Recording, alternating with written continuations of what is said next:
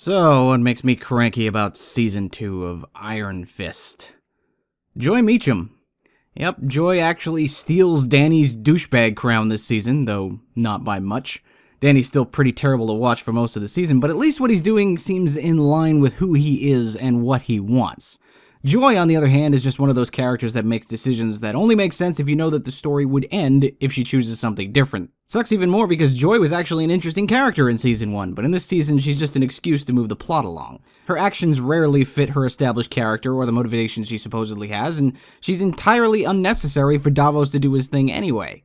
There's really no reason to constantly hit us with this nonsense that Joy Meacham is so mad about Danny not telling her that her psychopath of a dad had been secretly resurrected and monitored by an underground organization of evil ninjas that she's willing to entertain his potential murder to get back at him for it.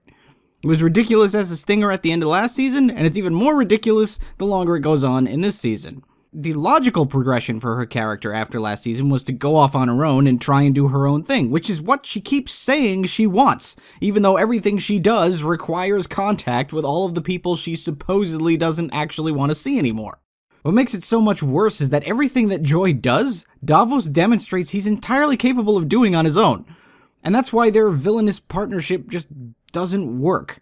They're trying to contrast the two as if Joy is the one with the moral flexibility and political savvy to navigate the high society of New York, and then Davos is the one with the muscle who can take on the seedy underbelly, making them sort of like two halves of an unstoppable force. But the only thing Davos needs from Joy is to get an antique bowl that Joy doesn't even know anything about. Maybe if Joy were secretly into antiquities and Davos had no idea how to get the fist out of Danny without her expertise, that would work, but if all he needs is the physical object, just have him steal it and get it over with.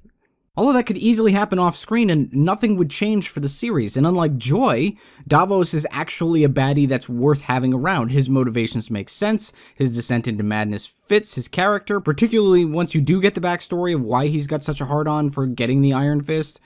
And plus, as I alluded to at the beginning, Danny was such an insufferable douche the first season that you could kind of root for Davos kicking his ass. Of course, when your main character is the worst thing about your show, you really have a big problem, and it does seem like the showrunners heard that complaint and really spent a lot of time pushing Danny away from the spotlight this season in favor of characters like Colleen. And the Colleen and Misty Knight team-up stuff is fun, and unlike Finn Jones, Jessica Henwick can clearly handle the martial arts. Finn's a lot better than he was in Season 1, and the change of costume clearly helps them get stunt doubles in there a lot more often, but you can tell that they have considerably more freedom to shoot her action than to shoot his. It's very rare that Colleen's fight sequences get choppy the way Danny's do, but considering by the end of the season they have essentially made her the new main character and changed Danny's skill set so drastically that he may never actually have to do martial arts again, that problem may be solved for the future as well.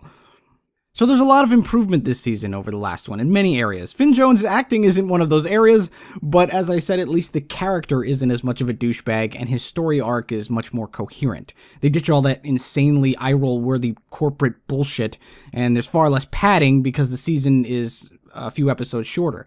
I think the 10 episodes is a much better fit for these Netflix shows, even if this one still should have been over by like episode 7. Scaling back the level of the threat helped too. Not only does it give the show much more focus than the 15 bad guy problem that the last several Marvel Netflix shows have had, but it really makes that whole, seriously, where are the Avengers thing much less of a problem. And the fact that Danny hasn't been outed as a powered individual helps avoid the nagging issues from Jessica Jones and Luke Cage about why nobody's coming down on them about their lack of adherence to the Sokovia Accords, which is something that bugged me about both of their second seasons. Speaking of tie-ins to other things, the inclusion of Mary Walker is the one thing that doesn't quite fit here. She's an interesting enough character that it isn't obnoxious or annoying to have her around, but ultimately her story seems to be more of a setup for a future season that we won't actually get now than something that actually works here. It's a lot like the Joy thing, where really everything she does could have easily been parted out to other characters, which would have trimmed a lot more fat off of this season. Ward Meacham's subplot is pretty superfluous also, but he is the best character in any of these shows so far as I'm concerned, and Tom Pelphrey is so much fun to watch that I really don't mind taking detours with him.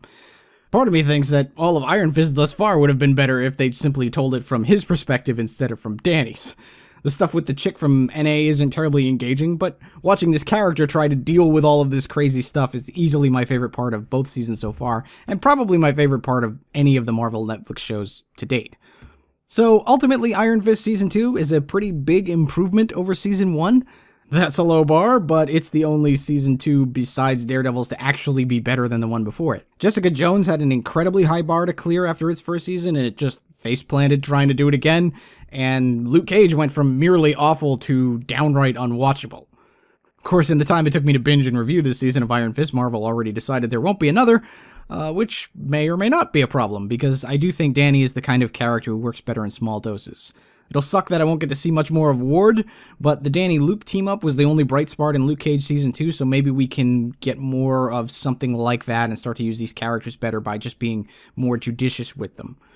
In any case, I don't feel compelled to warn you off watching Iron Fist Season 2, though it's still not great enough to actively recommend it either. Unless you're interested to see how much the changes I mentioned improves things for you compared to Season 1. That's what I thought about Season 2 of Iron Fist anyway. Let me know what you thought in the comments below. It's on to Daredevil Season 3 next, so like the video if you enjoyed the review, and subscribe to the channel to find out what I think about it once I finally get around to watching it all.